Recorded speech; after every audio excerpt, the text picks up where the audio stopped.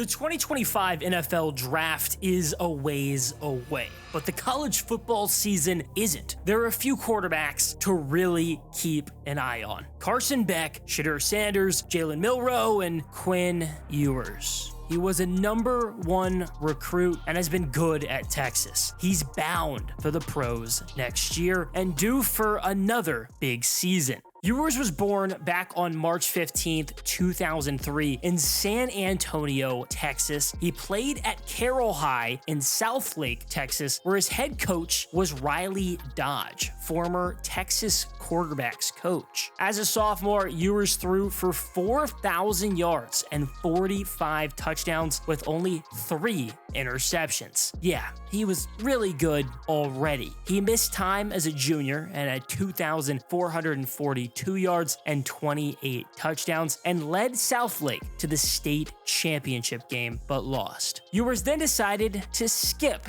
his senior year and enroll at Ohio State. Quinn Ewers was the number 1 recruit in the 2022 class. He received a perfect 24/7 sports composite rating, the first quarterback since Vince Young to do so. He committed to Texas in August 2020, but decommitted about 2 months later. Then in November, he committed to Ohio State. It was an insane recruiting class for the Buckeyes. Ryan Day also got the number 2 recruit in the country, defensive lineman JT Tuimoloau. Ohio State had 6 of the top 11 recruits, including defensive lineman Jack Sawyer, offensive lineman Donovan Jackson, wide receiver Emeka Ibuka, and running back Travion Henderson, who actually got to cover when he was at Hopewell High. It was a heck of a class, but Ewers was buried on the depth chart. CJ Stroud was the starter, Kyle McCord, the Buckeyes 2023 starter and now at Syracuse, he was the second string, and Jack Miller was the third string. Ewers only took 2 snaps all season at the end of a win against Michigan State. 2 months later, he transferred. Quinn Ewers was once again perfectly rated as a transfer, but wasn't number 1. He was number 2 behind reigning Heisman winner Caleb Williams, who went from Oklahoma to USC. Then at 3 and 4, some notable names: Jordan Addison from Pitt to USC with Caleb, and Jahmyr Gibbs from Georgia Tech to Alabama. Ewers went to who he grew up a fan of and originally committed to, Texas, where he played for Steve Sarkisian. Sarkisian coached Carson Palmer, Matt Leinart, and Mark Sanchez at USC, Jake Locker at Washington, Matt Ryan with the Falcons, and Tua Tagovailoa and Mac Jones at Alabama. He knows how to coach quarterbacks, and maybe Ewers is the next good Sarkisian product. Ewers was the Longhorns starter in 2022, with 4-star Hudson Card backing him up. I saw Card, who transferred to Purdue, beat Virginia Tech last season after what was the longest delay in college football history at 5 hours, 27 minutes. Year 1 in Austin, there was so much hype around Ewers. The Longhorns won the season opener versus Louisiana Monroe. Ewers had some struggles, but had flashes. Then the next week, it was time for number 1 Alabama. Bryce Young versus Quinn Ewers, but not for long. Ewers suffered a sprained clavicle during the first quarter. Texas led late, but a Bryce scramble led to a game-winning field goal with 10 seconds remaining for a 20-19 Crimson Tide dub. Ewers missed the next 3 games. Texas beat UTSA in West Virginia with an overtime loss to Texas Tech in between. Texas was 3-2 when Ewers returned for an Oklahoma matchup, and it was the Sooners without the starter. Dylan Gabriel had a concussion. Texas smoked OU in the Red River rivalry 49-0. Ewers had a season-high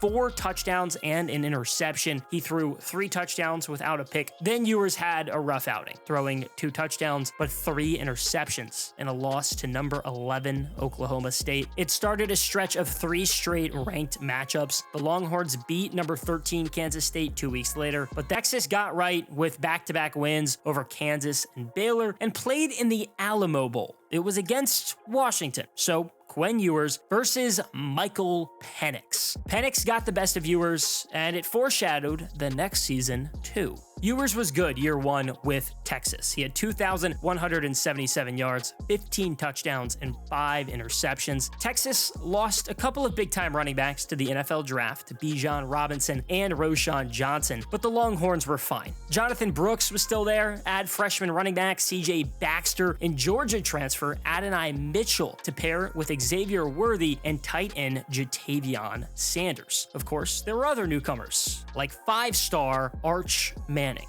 Ewers did miss 2 games, but it was Malik Murphy, now at Duke, who started. He won against BYU and number 23 Kansas State in overtime. Ewers got off to a hot start, throwing 3 touchdowns without a pick in the first 2 games of the season versus Rice and number 3 Alabama at Bryant-Denny Stadium. The Longhorns won the next 3-2 against Wyoming, Baylor, and number 24 Kansas. Texas suffered its first loss, 34-30 to number 12 Oklahoma. The Red River rivalry. Gabriel actually played that game, and Oklahoma just looked like a completely different team with him. I mean, he's going to be really scary at Oregon this season. Texas did respond by beating Houston, but Ewers suffered a shoulder injury during the win. He returned for the last 3 regular season contests. Texas beat TCU, Iowa State, and Texas Tech. Texas made the Big 12 championship, and Ewers tossed a season-high 4 touchdowns plus an interception in a 49-21 victory. Ewers had a Big 12 championship record, 452 yards. Texas was the number 3 seed in the college football playoff. The Longhorns were matched up against Washington for the 2nd straight postseason. Ewers didn't turn the ball over, and he had a touchdown, but Washington won 37-31. Ewers had a fantastic year, 3,479 yards, 22 touchdowns, 6 interceptions. He was 2nd team All Big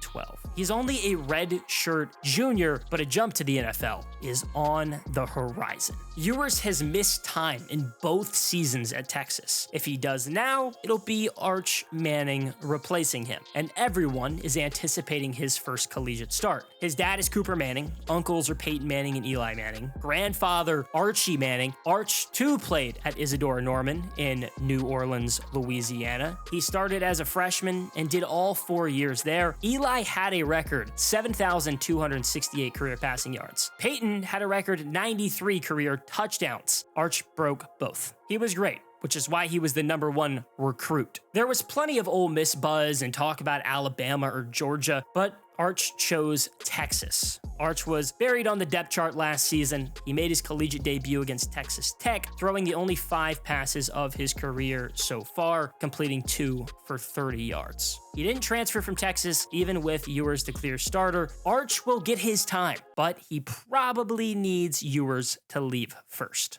The 2025 NFL Draft has 3 big quarterback prospects for now. Carson Beck is arguably the best. He was a 4-star in the 2020 class, the number 5 pro-style quarterback. The 1 and 2 was actually DJ Uiagalelei and CJ Stroud. Beck had to wait his turn behind Stetson Bennett at Georgia and took over as the starter last season. The Bulldogs were good again. Georgia went 13-1 and only lost to Alabama in the SEC championship. Beck passed for 3,900 yards, 24 touchdowns, and 6 interceptions, and rushed for 4 touchdowns. He showed a ton of talent. It's no wonder why he's a top quarterback prospect right now. Shedeur Sanders is probably the most interesting one. It always helps when your dad's Deion Sanders. He played at Jackson State for 2 seasons. He was a 3-star recruit. He played for his dad at Trinity Christian and then again at Jackson State. He had 70 touchdowns and 14 interceptions and 9 rushing touchdowns there. He transferred to Colorado to follow his dad. Shedeur was a 4-star transfer, number 4 quarterback after Sam Hartman, Devin Leary, and Hudson Card. He had a great season for the Buffaloes last season, 3,230 yards, 27 touchdowns, only 3 interceptions. He's a fun quarterback prospect for sure.